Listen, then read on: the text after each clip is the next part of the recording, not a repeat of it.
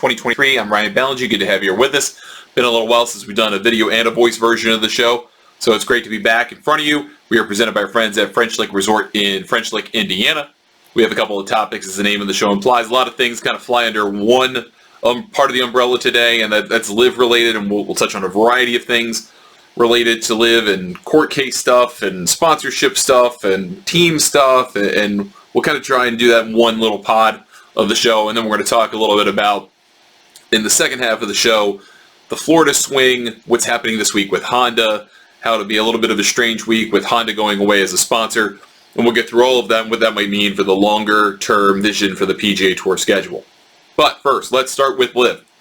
There's a lot going on here because it's the first week of the LIV 2023 season. It is a 14-event schedule that starts at Mayakoba Resort in Playa del Carmen, Mexico, which formerly was a PGA Tour venue just as recently as, November? And now it's not. Now it's part of the LIV Golf League instead of the Invitational Series this year.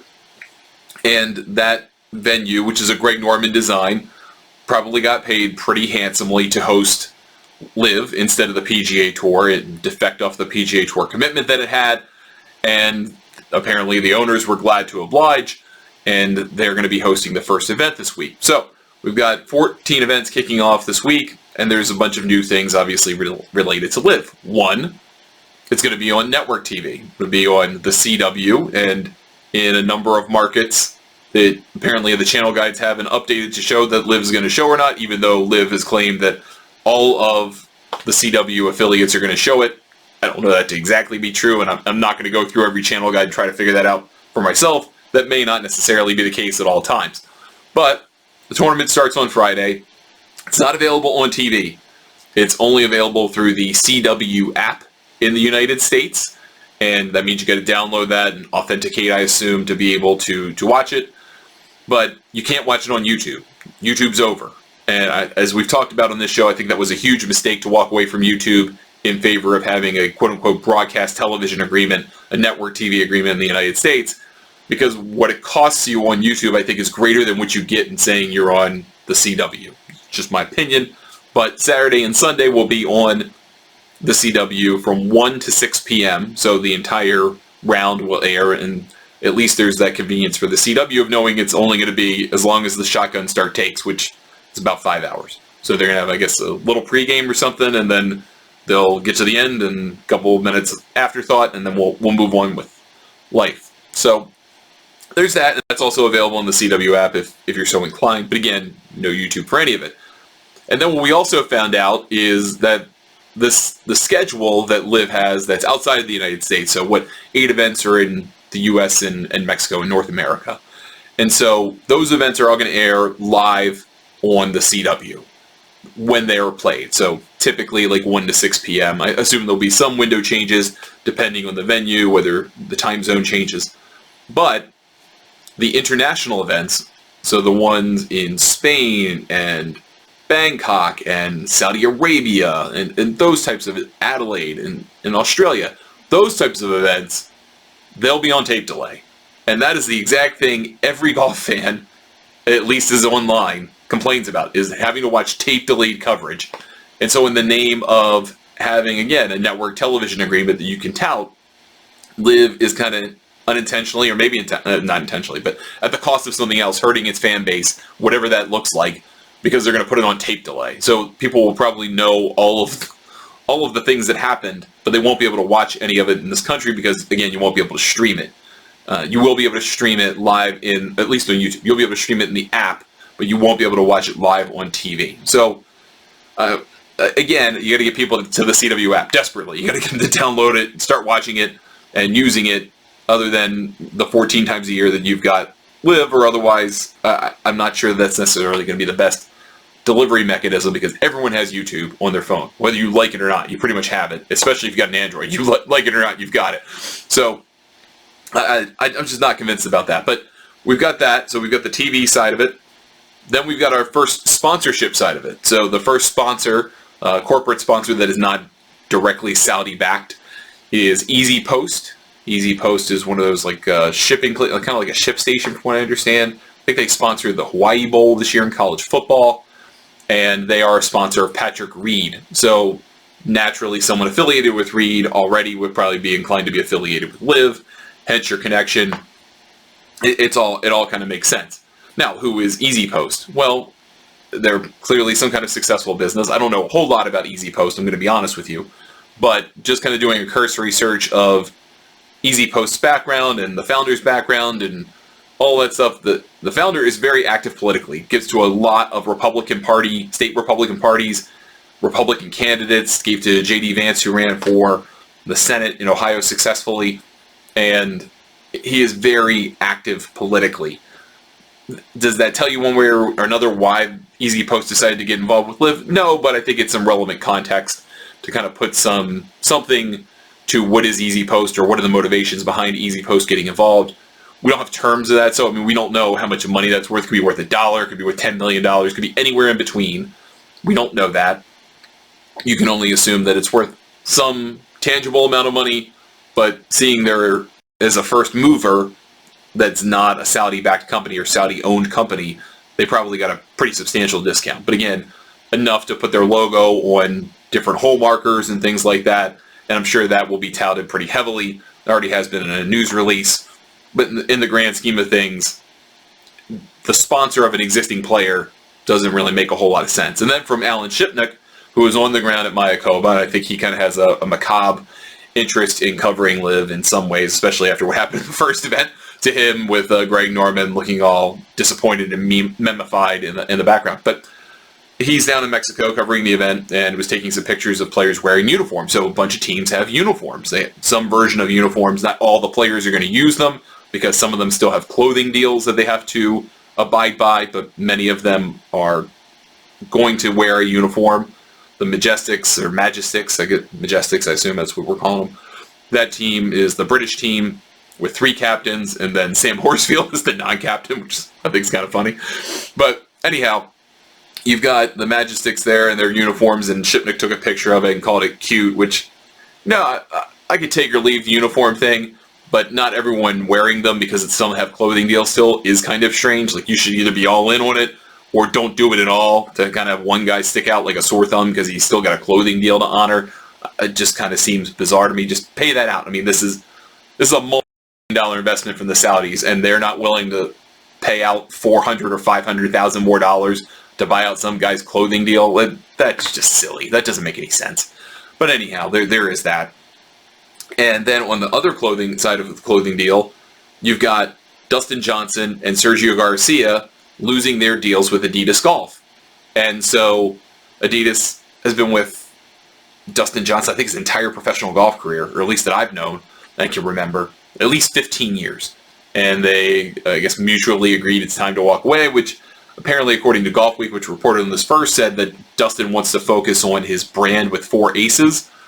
I don't know what that means apparel-wise or what the vendor's going to look like or anything like that, but that's the insinuation here, that Dustin is more worried about his team brand, personal brand, than working with the 3 Stripes folks. I don't know if the same is true for Sergio or how that all came down. Maybe they said sayonara anyway. But that kind of leads into some other things that Shipnuck has talked about on the ground, about so many players not having any kind of corporate logos on their bags anymore. Just those deals were either dropped, or they were dropped, or they were found in breach, or it could have been a variety of things. But those logos for many players are now gone, and now it's just team names, team uniforms, their name on the bag, LIV logo on the bag probably. And I think that gives you an idea of some of the stuff that we talked about in the fall. Would these players lose their corporate sponsorships? Would they lose equipment sponsorships? Would they lose just kind of anything that was making them side money outside of being paid for their wages for playing golf? And it seems like the answer to that is largely yes, because the money they've been paid by LIV to sign and then compete in each of these events is probably, frankly, way more than that. But it seems to have been enough to have driven away most of those types of sponsors in terms of logos. So really the only logos you're going to see are LIV and team logo stuff, which, if it takes off for all of them and the brands take off, which that's a big if, but if that happens, then that's probably the right gamble to make. But for the corporate sponsors, they don't want to necessarily have their name associated with this, or team, or the Saudi-backed concept, so they're out by and large. So you're going to see a lot of EasyPost and a lot of team logos, and not a whole lot of other corporate stuff in between.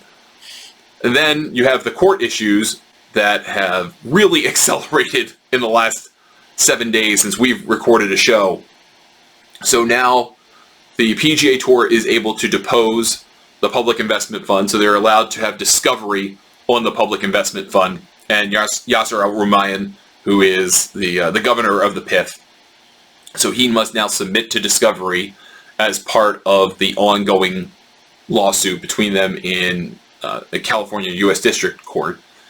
And then, I think it was today, one of the judges in the California U.S. District Court, the Northern District, Susan Van Keulen, ruled that the Public Investment Fund and Al-Rumayyan must submit to discovery, but also they are being added as defendants in the PGA Tour's counterclaim suit against LIV. So the players that defected to LIV, they originally filed the suit against the PGA Tour, and then a bunch of the players dropped off once at different points, but LIV came on, and now there are just a couple players left, and now it's LIV and some of the, a couple players against the PGA Tour, where the PGA Tour countersued. They countersued LIV specifically, said, look, we're going to countersue for interference and damages and other stuff. Oh, and by the way, now that we know more stuff about the ownership structure of LIV through the Public Investment Fund, we want to tack on the Public Investment Fund and Yasser Al-Rumayyan as co-defendants in this suit. And Judge Van Keulen said, yep, that's fine, we're going to do that. And it's a big, long ruling explaining why the PGA Tour would be allowed to reach out to the Public Investment Fund in discovery and serve subpoenas related to documents that they're asking for, and another kind of lengthy ruling explaining why the Public Investment Fund is now a co-defendant with LIV in the counterclaim. So a bunch of losses in a row on the legal side for LIV. And of course the question is out there, is this worth it? Is it worth the squeeze? Because the discovery phase of this is not fun. Discovery is fun for people who want to learn stuff that other people don't want them to know. But will it be worth it for the Public Investment Fund to have a lot of information about them and their operation and their relationship to LIV and the funding and all kinds of different stuff? It's going to come out. Some of it's going to get redacted, but a lot of it's going to come out. And is that worth it to be made public to continue a fight against the PGA Tour in court and keep operating? I mean, obviously they're going to keep operating, but at a certain point, as this drags on, is so much information going to snowball and get out that it's not worth it anymore?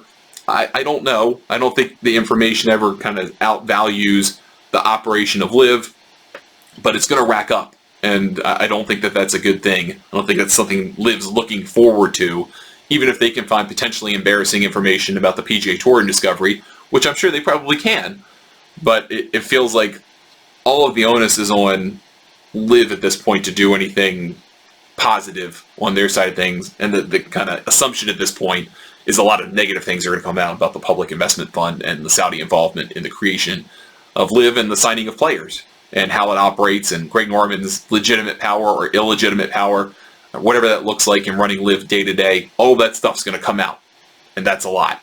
That's a big thing. So a lot happening on that front.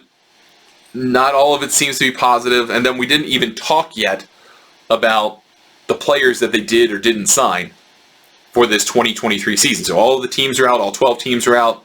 Some team names changed, some players left, some players got in. There's 6 new players for this year compared to any of the players who played any single event in the Invitational Series last year. Those players are Mito Pereira, which we knew about, Sebastian Munoz we knew about previously, and then 4 additions that were rumored over the weekend at Riviera, and those turned out to be true. Dean Burmester, who's number 62 in the world, South African. Danny Lee, longtime player on the PGA Tour. Brendan Steele, who's a multi-time winner on the PGA Tour. And the group that they have here, it's just not... I'm not slamming these guys. I mean, they're accomplished professional golfers. But the names don't really move the needle. Maybe the one name, and the one name I didn't talk about that might, is Thomas Pieters, and he's in the top 35 in the world. Had a very good Ryder Cup last outing, and I think he's probably made a little bit of a gamble here, thinking that if the arbitration hearing between LIV and the DP World Tour works out in the favor of LIV players, and they're allowed to play the DP World Tour, then Tommy Peters can play both. He can just play the DP World Tour and LIV, and I guess he can throw in the Asian Tour stuff and do all of that at once with no risk to him whatsoever. But if it doesn't work out that way, then obviously he's been paid off to do so. But again, having a bunch of players in the top 100 doesn't inherently make this a more interesting product.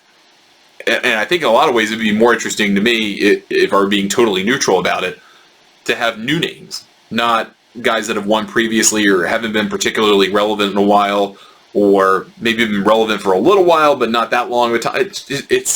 I think you'd almost rather see new names, new people involved, and unfortunately a lot of those folks have been pushed out, forced to the International Series in hopes that they could come back to LIV, whatever that might look like in 2024. I don't know. I just feel like what they have added and what they are offering is not dramatically different than what they put together in 2022. And that's not to say that's not nothing. That's substantial what they have accomplished with billions upon billions of dollars. Basically no compunction whatsoever against offering a ton of money to people who maybe wouldn't even be worth it in the open market if there were such a thing. But I just don't feel like the upgrade is there in 2023. So the business model is going to have to upgrade. The operation of LIV is going to have to upgrade for the Saudis to really see any kind of return on that investment and maybe feel like moving forward is the best thing for them. So lots of question marks, lots more than probably the folks at LIV would like to have hanging over their heads. All right, second story for today is related to the PGA Tour. We have the Honda Classic this week. We have the first of two Honda events this week. So the Honda LPGA Thailand is the LPGA event, the first of their winter, early spring Asian swing that they do. And then you've got the Honda Classic this week at PGA National Champion Course. And this is going to be kind of a goodbye event in a way, because Honda is walking out the door as the longest running continuous sponsor actively on the PGA Tour after this week. They've decided, hey, we've had enough. They've had years, really 5 years of being kind of at the bottom of the scrap heap as it relates to this part of the calendar, because Genesis got special status. So with Tiger taking that tournament over, became a bigger deal, a must play. Phoenix is obviously a must play. Then you've got Arnold Palmer Invitational, which is next week. That was its own special kind of elevation designation before there were designated tournaments. And so that got special status. You know, the players moving back to March. And that's the sandwich in which the Honda Classic sits. I mean, at least if you're Tampa and Innisbrook at the Valspar, you've got some distance from that, and guys who want to play after the players, maybe to do well, or just like Innisbrook, they're going to play.